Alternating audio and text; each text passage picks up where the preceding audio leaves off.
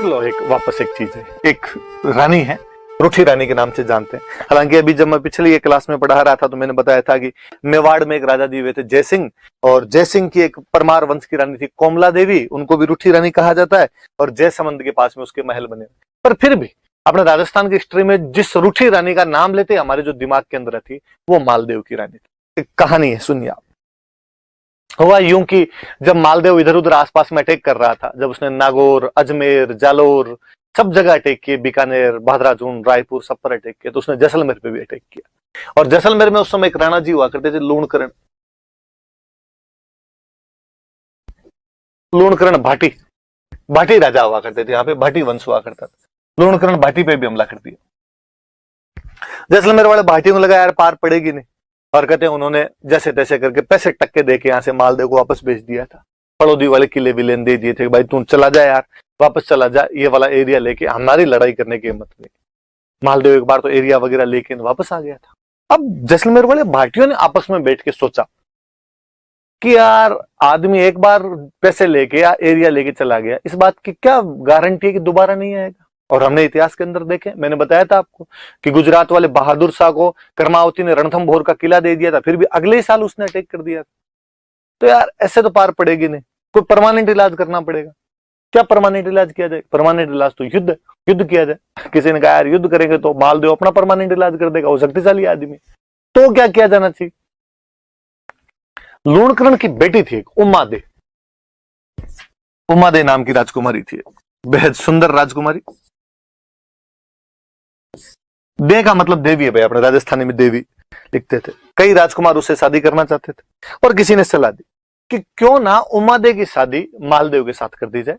उमादे सुंदर राजकुमारी है, उसके लिए योग्य वर की जरूरत है, और मालदेव से ज्यादा योग्य वर कौन हो सकता है? उत्तर भारत का सबसे शक्तिशाली राजपूत राजा था। यदि मालदेव के साथ में अपने रिलेशन हो जाएंगे, बेटी को अच्छा घर मिलेगा और अपना जमाई बन जाएगा, फिर तो क्या ही हमला करेगा, अपने लिए आक्रमण भी समाप्त हो, ये भी समाप्त। लूणकरण जी ने हाँ बदली कि भाई ठीक, शादी कर देते हैं।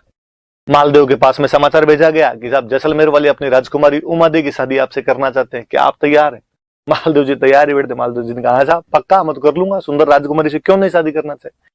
कहते हैं मालदेव जी यहाँ से बारात लेके जैसलमेर गए, खूब बड़ी सी बारात गई। थे बड़े राजा की बारात जाए तो जानी थी।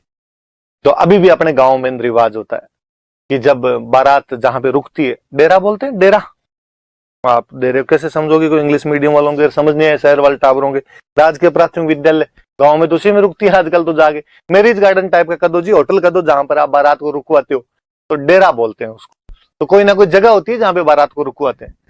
तो पहले ऐसा हुआ करता था, गाँव में तो अभी भी होता है कि जहां भी बारात रुकती है वो जो डेरा होता है उसको देखने के लिए महिलाएं जाती है। और जब महिलाएं वो डेरा देखने के लिए जाती है, उस समय गीत गाती है, जिस गीत का नाम है जल्ला।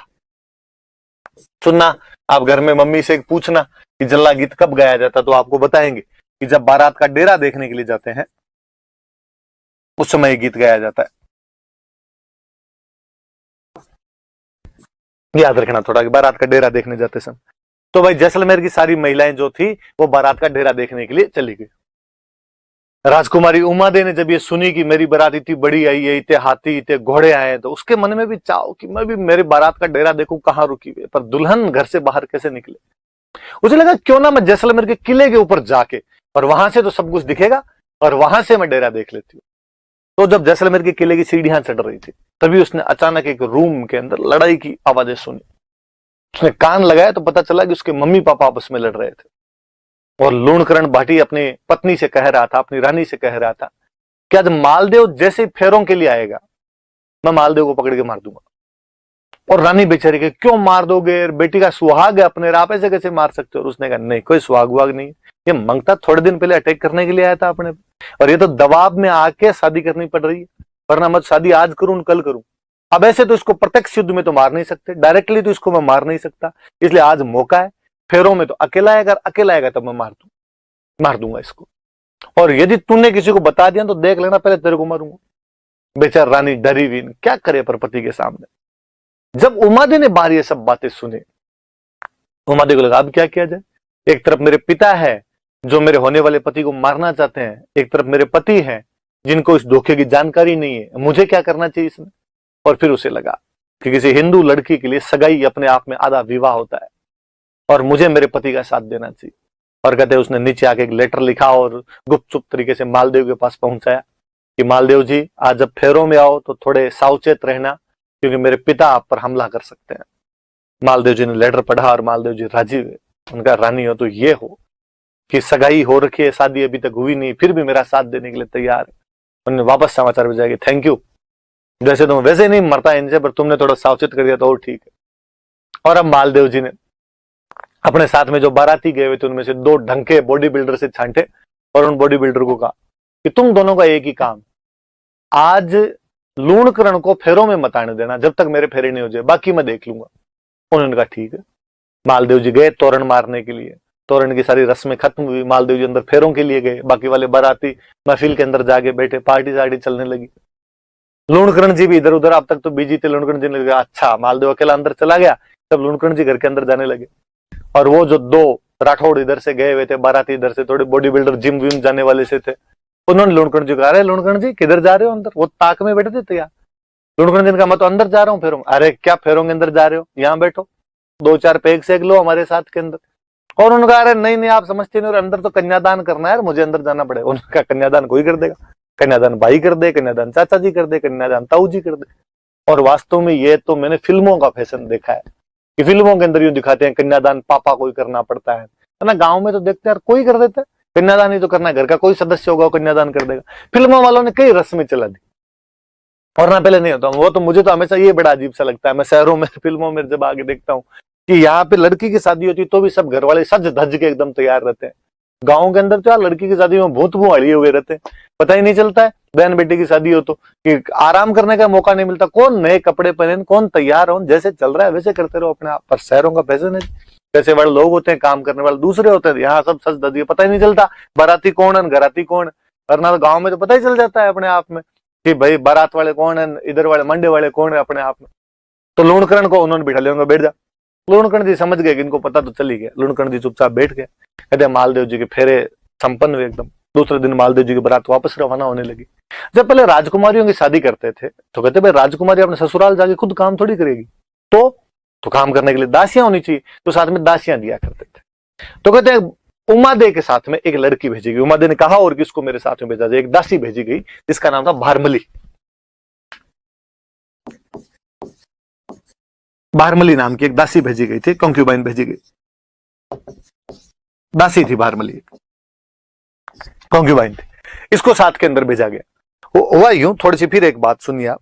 कहते हैं कि ये भारमली के मम्मी पापा के बारे में पता ही नहीं था, इसके मम्मी पापा कौन थे कौन नहीं थे। जब ये पैदा हुई थी, पैदा होते इसको फेंक दिया गया था। अभी भी अखबारों में अपने पढ़ते रहते हैं, कन्या शिशु कचरे के ढेर में मिली, कन्या को फेंक दिया गया। आज अपने को यदि ऐसी कोई बच्ची मिल जाए तो अपने क्या करें, अपने हॉस्पिटल वालों को देख के आते हैं, अपने पुलिस वालों को बताते हैं इस बारे में। उस टाइम पुलिस कौन, राजा, हॉस्पिटल कौन, राजा। तो बच्ची किसी को मिली तो उन्होंने ले जाके लूणकरण जी को दे दी और लूणकरण जी ने उसको पाल पोस के बड़ा किया। उमादे के साथ में बड़ी हुई थी, उमादे की खास सहेली थी। और उमादेव ने अपने पापा का, पापा इसको मेरे साथ भेजो ताकि मेरा मन लगा रहे वहां पे। ठीक है भाई, मालदेव जी ने कहा साथ में ले जाओ इसको। कहते हैं भारमली उनके साथ में चली गई। शाम को मालदेव जी की सुहागरात आई। मालदेव जी थोड़ा नशा पता किया ही करते थे, नशा वगैरह लेके वो अपने रूम के अंदर आए और तब तक उमादे तैयार नहीं हुए, रानी थे, श्रृंगार वगैरह कर रहे थे, सज धज रहे थे। उमादे को समाचार मिला कि साहब राव जी अपने महलों के अंदर आ गए। उमादे को लगा कि मुझे थोड़ा टाइम लगेगा, तो उसने भारमली दासी थी उसके पास ही बैठी थी, सहेली थी उसकी, और उसने कहा कि भारमली तू एक बार जाके राव जी, राव मालदेव थे, राव की उपाधि, राव जी को जाकर देगा, मुझे थोड़ा सा टाइम लगेगा।